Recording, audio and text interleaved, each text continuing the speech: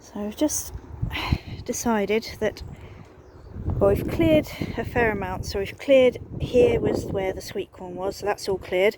Behind it, that last bed was all potatoes. Got a fair number of potatoes out of there. Here we've just put a load of onion sets in. We've still got some bags of onions to go in, which we'll probably put along there. Under here there's some spring onions growing quite nicely in there, and I've got some more to go in, so they'll go somewhere, don't know where, probably in amongst these onions, because then we could put the net over them and the spring onions will be ready before the onions will be. And we've harvested quite a few cauliflower, which I'll put in the dehydrator because there's no way going to be able to eat them all. Of course, if we had some other veg, we could make some piccalilli. Kale is growing all over the place, and I did stake that one up, but it seems to have rebelled anyway. At some point I can take a second little harvest of that, but there's not going to be much of it throughout the winter. And I can take up some of these heads of cabbage. I'll show you the Brussels sprouts first though. Look at that! We got some sprouts. They're a decent size. Look at that. It's a bit nibbled. That's slug damage, that is. Little bar stewards. But we're not doing too badly for sprouts at the moment. Some of them are a bit smaller, and just have yet to grow a little bit, but all in all, not too bad. Just need to, I'll put some slug pellets down. Every time I say to myself I'm not going to slug pellet, and every time I do. These are the last of the beans that I'm just letting go to seed. Produce some pods for me for next year, because why buy them if you can make your own seeds? But I will need to get some of the green bean seeds, because I didn't leave enough on the plant to grow my own. I think that's pretty much the only one I've got. Oh no, there's a couple here, but they're not particularly full of seeds, so I will need to get more seeds for that next year, which, boo-hoo. Right, let's have a look at those cabbages. So I've got some more cauliflower that we've harvested here. There's one or two that have actually gone to seed, aren't really worth harvesting. That one's been slug nibbled, you can tell. And this one has tried to go to seed, but I think then the flowers have been nibbled by slugs, so actually there's not much point keeping that around.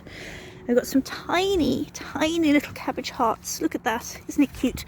Don't know whether that's going to grow much. I've got this monstrosity, which I missed when I was harvesting the kale, so if I want any kale, I think it's quite pretty, so I've sort of left it because it's beautiful. And then we've got a slightly bigger heart there that I might take today.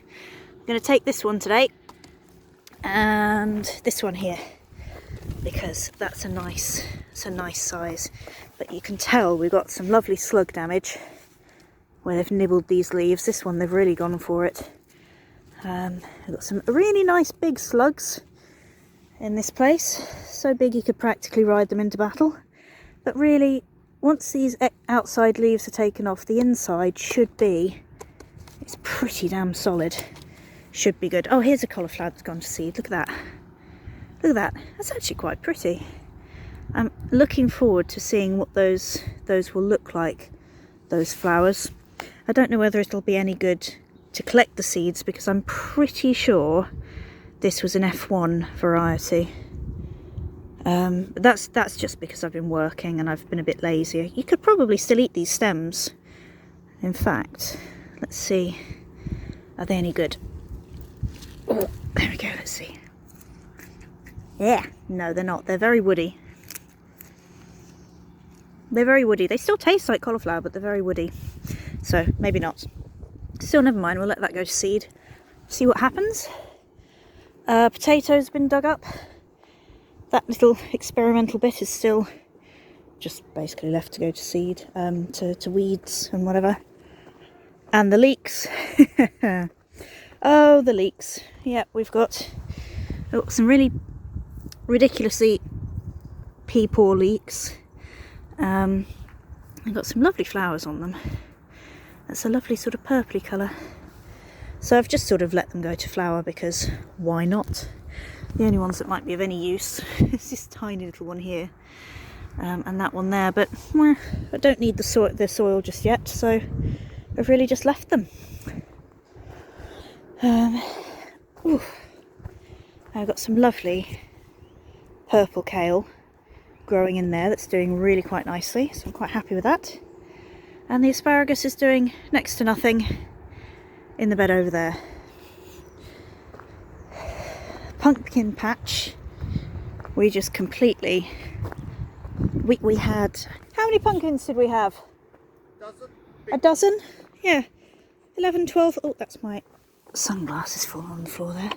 We had 11 or 12 pumpkins grow, and we had, in the end, because we'd put, I think 6 plants along there, but in the end only 2 of them survived. One here that did very well, and another one there. So we sort of had this whole area, and you can see here that's where it went to, and we did in fact prune it, so it would have covered even further had we not pruned it. But of course we wouldn't have had so many pumpkins if we hadn't pruned it, because you've got to prune it and stress it out ever so slightly in order for it to start ripening its fruit in time for the harvest. So we've now got a load of pumpkins, so we ended up giving quite a few of those away to friends and family to carve them themselves. We haven't eaten a single one because we don't like pumpkin, we just wanted to grow them because they were pretty beautiful and pretty and wonderful, and we've got 3 or 4 left.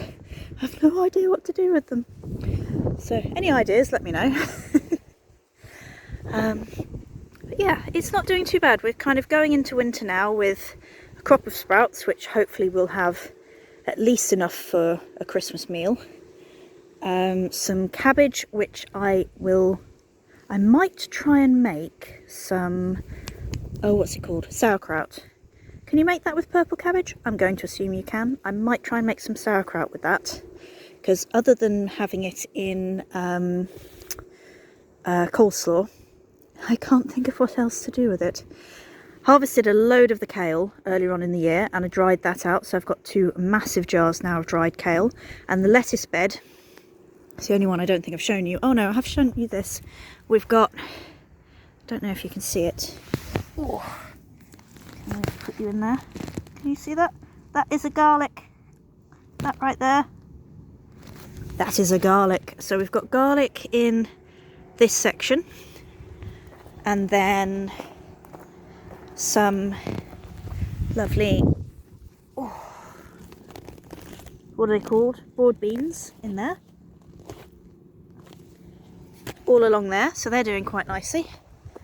And then this patch that has nothing but weeds growing is pak choy. And then this patch that's got nothing but weeds growing is cauliflower. And then this patch that's got nothing but weeds growing is more cauliflower.